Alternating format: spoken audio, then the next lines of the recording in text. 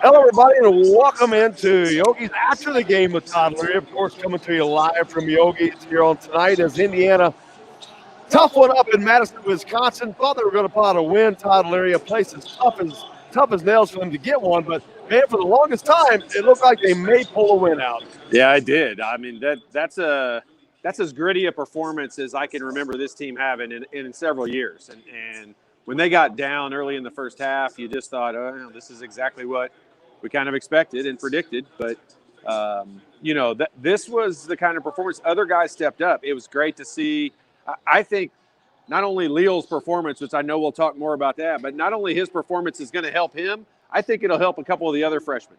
I know Galloway's played a lot, but he's not really had breakout games or anything. I think knocking some shots down today is going to help Christian Lander and Geronimo as well. Well, this is a game that nobody expected Indiana to win because, First of all, they haven't won there since 1998. It's just been one of those places that's really, really tough to win. And, of course, this team has been a team that's struggled back and forth. But, man, oh, man, they did almost everything you could possibly do to win this game except for win. They outshoot Wisconsin. They shoot 48% from the field. They do a good job from the three-point shooting. They're 8 of 21. 63% of the free throw line. Didn't get there a lot, but that was a makeup of this game. They get out rebounded, but when you go to Madison, there's not a lot you can ask for from this team. They did everything but win. Yeah, I mean, truly, I know it's really nitpicky, but the free throw line is a bigger deal than just saying they didn't get to the free throw line very much. And I know you're not just saying that. That's a big issue. If you'd have told me ahead of time that Indiana was only going to shoot 8 free throws or whatever it was for the game, I would have told you they had zero chance of even being in the game to go to double overtime, no less. So, that's a big deal. That's a big factor. And to go beat a team like Wisconsin, especially on the road, but to beat a veteran team like that, you've got to not just get them in foul trouble, but you got to get some easy points from the free throw line. And Indiana did this about as difficult a way as possible because they just couldn't get to the free throw line at all. Wisconsin doesn't foul. I mean, I told you about it during the game. Indiana didn't even get to the bonus in the second half. I mean, that doesn't happen very often in college basketball. Oh, especially when you have a team, Wisconsin, they went to the line 20 times, and they hit 16 of them. So, there's a lot of points you got to make up against a team that there's not a lot of places to make up points. They don't make mistakes. They shoot the ball well. But Indiana does outshoot Wisconsin tonight on the road. And how tough it is for Indiana to play up in Madison. But for the longest time, it looked like they were going to pull this out. They don't get the win. But what does this give them confidence-wise going forward? I know there's no moral victories, but this team needs confidence. Yeah, it's really a short-term thing when it comes to that because at the end of the season, when you look at wins and losses, you're not going to remember, how well you played out of this. The only thing you can really gain from it would be, like I'm talking about, a Leal or somebody like that, him gaining the confidence for sure. I mean, you could tell in overtime he wanted the shots. Like, he wanted the ball. He wanted shots in the second half. And looked good shooting them. He did. Looked comfortable. Looked like very confident. We just saw the report this week. He's making 500 threes a day. Like, he's trying to get himself involved in the games. And that's definitely the area for Indiana where you can get yourself involved in the games if you can knock down some shots. But I don't think it's just him. I think seeing him do that, that's really the best performance we've seen out of any of the freshmen so far this year. And I know Galloway's very consistent. Galloway's played, a lot and been very consistent. But as far as like breaking out and doing something that, that you are definitely going to have to be on the floor for, if he can make 3 or 4 threes a game, they're going to have to figure out a way to get him on the court. Well, and we talked about this before when I was talking about Christian, about him not getting a lot of minutes. I've said it, at least getting out there a little bit. And you're like, no, you got to get out there, and getting him out there in some minutes and letting him run and letting him get comfortable. And he looked super comfortable shooting. He just looked comfortable, period. He looked comfortable everywhere on the floor tonight, but you have to have time to have that comfort level. Yeah, and you would have a tough time convincing anyone who watches basketball regularly that Anthony Leal hasn't played a game this year that he played more than like 8 minutes, because he's probably played a game where he played a few more minutes than that, but not a lot, especially in Big Ten play. We know he's played sparingly and a lot of games not played at all.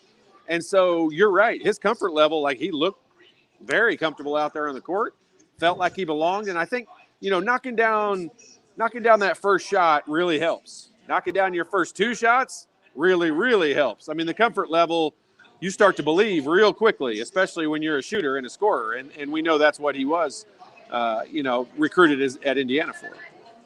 Daniel pointed out Allen Robb, the 2 veteran guards, they had 6 turnovers tonight. Indiana did not have a lot of turnovers, only 13 total, which actually that kind of number jumped up at the end. They kept it low during the most part of the game. But yeah, and you know what? With the pace that we want Indiana to play, if that number doesn't get close to 20, I'm okay with it. I mean, if they can shoot 50%, they can turn it over 16 times and win a game. I mean, we would love for that not to be the case, but I'm on the flip side of the coaching staff that says turnovers is our biggest issue. Shooting is their biggest issue, and they can turn it over a lot more if you can make more shots. And so that's you got Allen Robb, 2 veteran guards, a senior and a junior that have played tons of minutes. Is 6 turnovers a lot? Yeah, probably. But it's not egregious. It's not a number you're going to sit there and go, that's the reason why we lost. But you'd love for that number to be a little lower, sure. Well, Al had, talking about Al Durham, he had 15 points, 6 of 12 shooting, 1 of 3 behind the line, 2 of 3 free throws, 4 rebounds, 5 assists. Pretty nice stat line. I mean, there's not a lot you're going to ask from your off guard. Yeah, Al had the ball in his hands a lot in the last 5 minutes of regulation and the 2 overtimes. So, he's going to turn it over a little bit. He and Finney have the ball in their hands the most. But Al was very involved in the game. Like Al, he had a lot of possessions where he was in charge of the basketball, and Indiana's generally in pretty good shape when Al is that guy. I think he'll pass it to an open guy if he gets him open. I think Al will. I almost can see, that lineup that Indiana had on at the end of the game, if Armand's able to come back in a few games, I wouldn't mind that lineup minus Finney just to keep the shooters on the floor. Like, you got to keep Leal. You got to keep those guys that can make shots on the floor. And if Armand coming back, subs Leal back out of the game, I'm not really sure we learned a lot from a game like this. Hopefully they can manage to work that in. But as Tyler points out, several players stepped up tonight. And they really did. Jerome Hunter, 5 of 8 shooting, 12 points, 2 of 4 behind the 3-point line. Was 2 working dunks. Inside. I was going to say, was working inside. He had two throwdowns, man. And those are 2 first dunks of his Indiana career. I'm sure they're probably not, but they caught me so off guard because we're just so used to seeing him shoot from the outside. And even if he does go post up, he usually shoots some kind of fadeaway. So those were great setups. I mean, it was great passes from Trace Jackson Davis inside. The inside guys worked well together. Race picking up foul trouble, you get scared at that point. But I thought Jerome stepped in and filled the bigger role, that 4 power forward position pretty well. I mean, I definitely don't think we dropped off a whole lot. I'd have loved to have seen Race get more involved.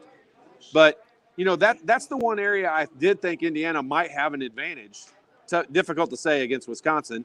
But Reuters is their inside guy, and if he's going to guard Trace Jackson Davis or Race Thompson, who's going to guard the other one? And that's where I kind of thought Indiana might, literally pound it inside like crazy tonight. And Trace touched the ball a lot. I mean, Trace was super involved in the game. So this is a tough one to lose because you had a chance. I mean, going into it, if we'd have said Indiana lost by 7 or whatever it was, that we would have probably been surprised it was that close. But once they got ahead and had the chance to win at the end of regulation, it's a toughie. That would have been a nice one to steal. We're coming to you from Yogi's. Let's clean it up there. If you get a chance to be out in Bloomington, make sure you stop by. It's a Penny Hospitality Group. We thanks to all those guys, or whether it's Yogi's or going down the road to the Tap or Social Cantina. Social Cantina. There's all kinds. Is that where you were? Where did you eat earlier? You guys ate somewhere earlier. I ate Social Cantina. Social Cantina. Make sure you stop by. Chris Martin and Nathan Finney. Thanks to all those guys. Kelly here as well. Make sure you get by. But, man, it's been a good night for Indiana. They did not get the win. And we talked about this. They haven't won there since 1998. So how much? There's been a lot of good teams go in there and get beat. So a lot of teams better than this. Sure. And get beat worse than this. Way worse. Yeah, I mean, last year I can remember we were down 30 at halftime. Like it was awful. But I see Doug's comment on there. The worst call of the game was that blockout foul on Leal, and You know what? You know how you know it was the worst call of the game? Because they made up for it as soon as they went down to the other end of the floor. If you don't think refs make makeup calls, you're crazy. Because the one they called on Trace Jackson Davis at the other end was a makeup call for that. But you're right on that one, Doug. That's textbook blockout. That should have been on a video showing people how to block out. It was perfect. And I mentioned this earlier. If you haven't heard, Wisconsin as a team is older than the Chicago Bulls. And their average age on their team is older than that on the Chicago Bulls. That's nuts. But it is. It's a cool stat. It's awesome. But is Michelle related to the kid from Wisconsin? I guess she didn't have an S on the end of her name. Michelle Reuter. There you go. Yeah. But it's hard to beat 24-year-old guys when you're 7. These guys are smart. They're veterans. That's a huge advantage. Well, here's the way you look at that is the reason why Wisconsin is ranked as high as they are and is as good as they are is because they're as old as they are. Because there's not – you show me one guy on that team that was recruited by Indiana or Duke or Purdue or anybody else. I mean, they're not a bunch of 5-star recruits that are coming in there that are, whipping up on the country. They're not Gonzaga. I mean, they're not Iowa even. They're just a bunch of guys that play well together. They've been playing together for a super long time. 2 years from now, they'll be in a 30-year-old league all playing together, I'm sure, somewhere. So they'll be tough. Did you say 2 years from now? No, what's that? What's the tournament? The one that the guys play in the summer? TBT. They'll be a TBT team. Yeah, TBT. That's right. It'll be next year together. Hey, I'll put this one up here. It was a great game. No moral victories. But Indiana does have to start beating some of these teams. And you talked about it earlier, the schedule that's coming up. It's going to get brutal. You got Nebraska coming up on Sunday, which is kind of a get well card. It's a you better win game, yeah. After that, it's rough. It is rough. I mean, you've got Purdue after that, which right now Purdue and Nebraska are must-win games. They are absolute must-win games.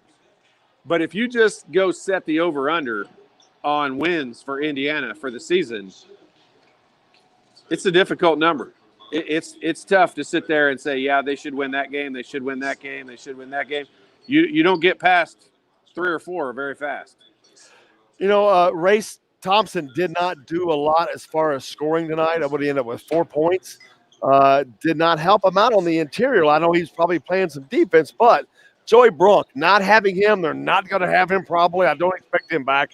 But that's really hurting this team. They don't have a lot of depth on the interior. Yeah, I mean, do you think it's hurting them defensively? I mean, No. I know. I'm just not. I'm not sold on the fact that that's that big a deal. And I think Joey Brunk is a solid, good addition to the team. I think there's some spots where he could really help. Tonight might have been one of those on some interior defense. But I mean, he's not a guy we're going to pound the ball into. He's not an offensive threat. I don't mean to be. Here's my totally just my opinion, and I know my opinion is not any more valid than anyone else's. But this team needs shooting. They need to be able to shoot the ball better, and Joey Brunk's not going to fix that issue for Indiana. And so, yeah, does it give him another big body to bang on people? We had to sit Race Thompson because he had 4 fouls. Could he have helped in scenarios tonight? Sure, but he's not going to fix the issue of this team can't score the ball on a regular basis, and until they can, they're not going to beat those top 25 teams like people keep saying. They got a guy coming that's going to help out, Mr. Stewart. He's on the active roster now. Don't know when he's going to play. He just got to campus last weekend, the transfer from UT Martin, and had to wait to see when he gets in. But that's what he's known for. He's shooting. How much can that one shooter turn this team around? A lot. It really can. I mean, I swear to you, it becomes contagious. As soon as that's part of the reason why I say I think Anthony Leal coming in is not just going to help Anthony Leal. It's going to help Christian Lander. It's going to help Jordan Geronimo. It's probably going to help Trey Galloway because it becomes contagious. Once guys start making shots, other guys will start making shots. I know I can't really give you a theory or reason why that's the case. It just is. And here's a great way to look at it is when teams are hot, when teams are scoring regularly and they're going up and down the floor, when Iowa, who's known for a bunch of guys on the floor who can all shoot, when a couple of them get hot, they all kind of get hot. And when they're cold, most of them are cold. Like they kind of go in spurts and in bunches. And, it's the same thing with Indiana. So it's a guy like, can Stewart come in and make a big impact on this team when he doesn't come in and score, 18 or 20 points a game? Sure he can. He can have a huge impact just on, being the guy that gets them jump started, that gets them going. And if he can come in and knock down shots, they're going to have to put him on the floor. There's no two ways about it. And if that's the case, that means somebody's going to have to go to the bench. That shouldn't be very difficult. That shouldn't be difficult to pick. I mean, you go off the stats. I mean, look at stats. We've played guys on this team for 2 years now because of their defensive prowess. Okay, and our problem's not defense. Our problem is we can't score the ball. So you're gonna have to give some of that up. Adam pointed out Wisconsin only had 7 turnovers, which is a great stat in 50 minutes of basketball. How much is that them, and how much is that not enough pressure? Yeah, I mean, what was the score at the end of regulation? 61-61. So obviously both teams are walking it up the floor the whole time. Here's the thing with that 7 turnover stat. I can remember specifically like the end of shot clock shots that Wisconsin took. I can remember 3 or 4 in the first half easily that those are basically turnovers. They got to the point where they had to shoot a shot because there's 2 on the shot clock and they're forcing some terrible shot up. I mean, occasionally you make one of those. Leo made one of those tonight, but those are close to turnovers. So just because they run the shot clock down and take a bad shot and they only finish with 7 turnovers, I mean, that's kind of a quirky stat from time to time. And this is a game that was very, very slow paced. I mean, there was probably less than 10 fast break points with both teams combined throughout the game. So it's not a game where there's going to be a lot of turnovers. It's not a game where I think that stat sticks out a lot. Hey, you're listening to After the Game with Todd Leary, of course, coming to you. You know where we are. Yogi's here in Bloomington. After the game, make sure you stop by whenever. If you're not in Bloomington, when you get here, stop by or whenever. We'd love to have you here. Come out to a game afterwards as well. Also, the Finney Hospitality Group, make sure you thank Nathan and all those guys. Do a wonderful job. Chris Barton and Kelly, manager, thanks for everybody for helping us out here. Steve Ayer, coach of the IU volleyball team, is going to join us here in a few minutes. High school coaches, I put that up here because this reminds you of you. Shooters keep shooting, missing or hitting, keep shooting. And you're always talking about the shooters got to shoot, man. Yeah, and the only thing that can stop a real scorer or shooter from shooting is not having playing time. And that to me is the issue I think with Leal and Christian Lander. I mean, I'd play Christian Lander until his feet bled. I mean, I would put him out there on the court and let him make as many mistakes as he needs to make until he gets comfortable, because we've all watched the highlight videos of him. We've all seen him play on his AAU team and in high school. When this kid gets comfortable and gets going up and down the court, he can play. He can play at this level. I don't care what age he is. I don't care that he reclassified. I'm not looking forward to next year. If they don't figure out, this is just Todd Leary's opinion, but if they don't figure out a way to get him minutes on the floor, we're not going to see him in an Indiana uniform after this year. That open transfer rule is going to allow guys to go all over the place. And that's a guy that we'll miss if we don't end up figuring out a way to use him right now. Yeah. Doug says, even though they lost this game, does it give you the mindset that they can play with the top teams in the league? Wisconsin, one of those top teams, we saw that they got beat by Maryland a week ago, and Indiana almost beat. And you pointed out, if they lose this game, they will have lost to 2 of the bottom beating teams in the league. They didn't. But does that give them the thought that they can play with Michigan and Iowa and Illinois? Here's the thing. I think every player on this team feels like they can play with Michigan and Iowa and Wisconsin and Michigan State and those teams. I truly believe that they feel like they can. And I think that they can play with them. If they play really well, Indiana, I don't think any of us are going to come out of this game tonight and go, oh my gosh, Indiana played as good as they can play. I mean, there's still tons of things they could have done differently. Trace Jackson-Davis can touch the ball a ton more than he did in this game. But they did a lot better things than what we've seen them do in the past, and so that's an improvement. And so I do feel like these guys think they can play with anybody. I think when you look at the schedule and you look at, what they have coming up and where they are in their season, where the way that they're playing right now, it's the fans, it's the me's of the world who aren't quite sure that they can play with the Michigans and the Iowas of the world. But a game like this, I mean, you've got to figure out a way to build off of something out of it. And you've got a great opportunity because you should beat Nebraska this weekend. And then, let's certainly cross our fingers and hope that they beat Purdue at home the following game after that. And if you get on a little 2-game winning streak, who knows what you can pull off in this league. I mean, we've seen craziness go on. You're listening After the Game with Todd Leary, of course, coming to you live from Yogi's here in Bloomington with Todd Leary, of course. And now joined by the crafty Canuck himself, Indiana's volleyball coach, Steve Aaron. Coach Aaron, how are you doing, man? Good, guys. How are you doing? Doing great. Love the photos behind you. Got some wine going there. Got the nice setup. How have you been tonight? Good. We had training till 8:30. Was able to watch the majority of the end of the second half, both of the overtimes when I got home, and still pretty wired with both things. It was we had opportunities there at the end of the game, and certainly at the end of the first overtime, we thought we had a chance to get looked. And it's tough if you got a shot to win and shot clock's off. You got chances. It's hard to win, but you'd love to steal one of those ones on the road. For sure. What's it like for a coach to watch a game like that? You're not involved in it. It's a university. There's some involvement, but there's not really that involvement. It's kind of a fan. Well, what's it like from a coaching standpoint to watch those kind of games? Well, I think it's different. I think you know a lot of the behind-the-scenes stuff. So the one thing I think that's the most important thing, and maybe something to stress, is just how many sacrifices those guys make to be able to play and entertain people. And I think that's overlooked a little bit in the middle of a pandemic, that these kids have gone through all the quarantinings and trying to deal with stuff. And every single morning they get up, they're doing testing to make sure they can do it, and traveling, and all the protocols that are involved. So there's that component of it. The other component is, I consider myself a hoops fan, but I think I know a little bit about the game as well, and I follow it. So there's a lot of stuff that you see. It was good to see Leo get time tonight. I got a lot of young kids on my team. You always hope freshmen can develop, and double-edged sword, because you want them to get experience, but experience happens after the fact. A lot of times you need him to get some runs. So I was happy. He's a great kid, and he works his ass off, so that was cool to see. Purely out of curiosity, I would have no idea the answer to this, but is there any kind of fraternity amongst the coaches that are all coaches at IU? Do you guys talk regularly?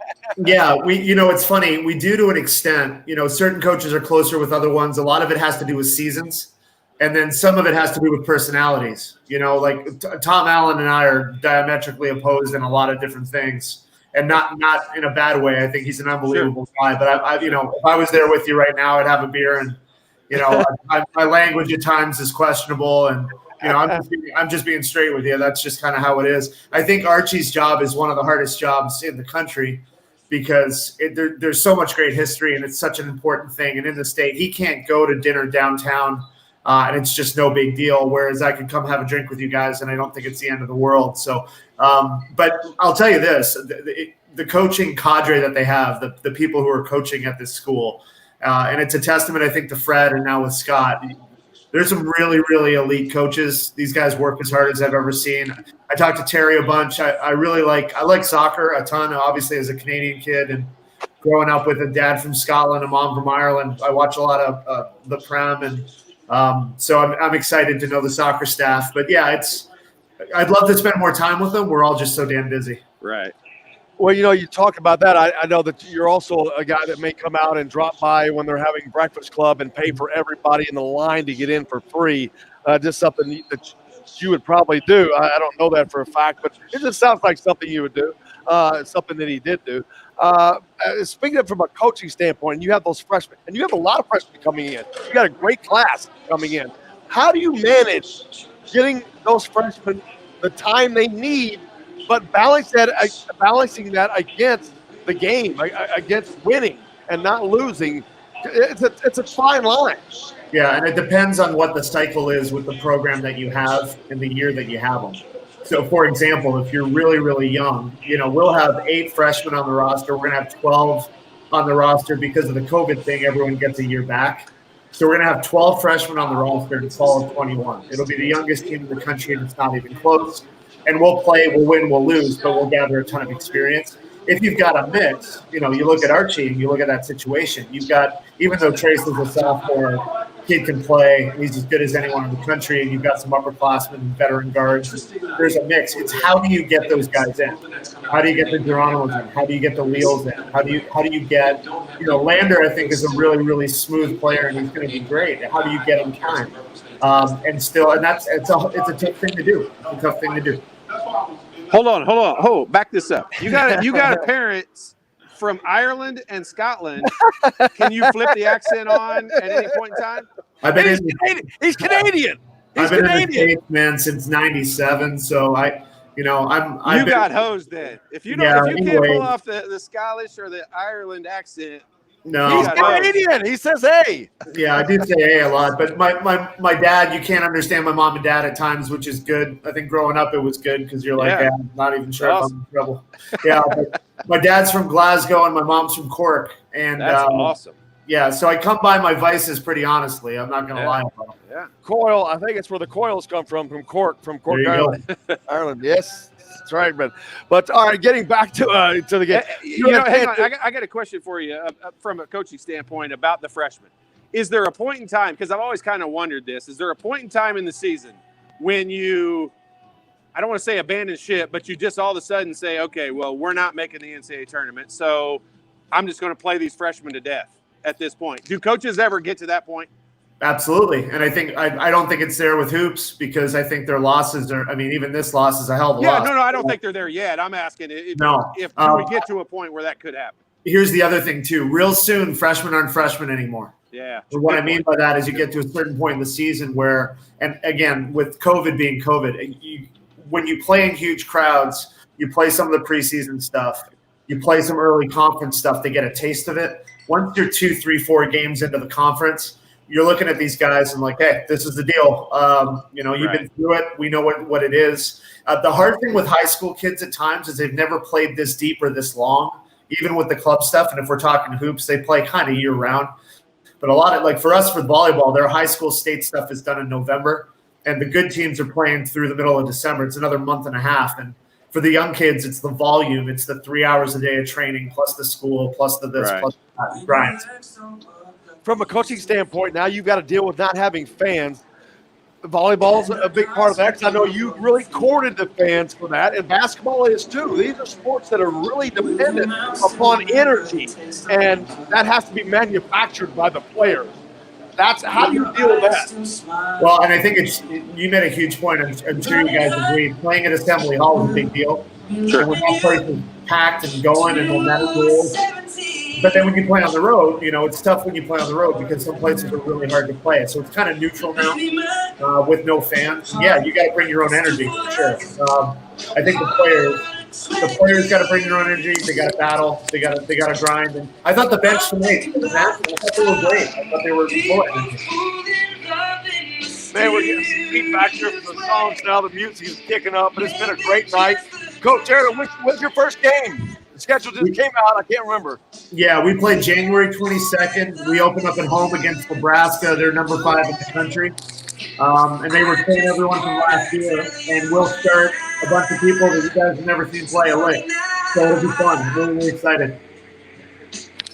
Everybody, I appreciate you so much, Coach Terry. Appreciate you very much. Thanks a lot to Jeremy for helping us get together with you. Looking forward to it. Can't wait to come out to Wilkins Hall if we get to come out and check it out. But the best of luck. Good luck for it. Appreciate it, Coach. Steve Baird joining us here on after the game with Todd Leary. And now back to the game.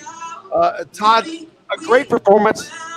Not enough. They didn't get the win, but they got to come up now and go to Nebraska, come back up, get a win, and do what they need to do. And then the schedule gets hard as hell. Yeah, this game Sunday is a big game, and it's a road game, so you never know. And, one of the problems with a game like this is you had such a great opportunity, and you don't want to say you didn't take advantage of it. It would have been great to get that win. I would have loved to have seen what they could have fed off of with that win. But it's also very difficult to go to a game after that you're supposed to win and that you should win. And playing Nebraska on the road, that's a game I think we all chalk up everyone chalks Nebraska up right now as a must win, and you better do it now because a couple years from now, Hoiberg will have that program rolling. But right now, that's a game they truly must win, and that's a difficult position to be in after a game you were just this close. It's tough to regroup and get that whole mojo back again. Is this team trending up? I mean, it's hard to say yes after a loss, but I would say yes. I mean, they've done some things in the last couple of games that I think individually and collectively are showing signs of major improvement. So I think yes. It's hard to say that after a loss. I mean, the answer to that, here's the difference. I mean, they went to 2 overtimes. So the 2 different points in the game, 1 point difference, and the easy answer to that question is yes, for sure. They're definitely trending up. But when you don't make it happen and you let a guard like Trice, who's an outstanding college basketball player. I mean, he is just a great college basketball player, and he's an old veteran. And he did what old veteran guards do. They win games at the end, and that's just we don't have that guy. Absolutely. Well, we'll be back here on Sundays. Indiana travels to Nebraska. We'll be back here for after the game with Todd Leary live from Yogi's. Make sure you check it out. And then tomorrow's Friday, so that means I'm back on the air one more time tomorrow. So I'll be there. Looking forward to that. But I hope everyone else has a good day. Make sure you wear your mask. Do something nice for somebody. Until tomorrow, for Todd Leary, I'm Tim Coyle. I will see you on the radio.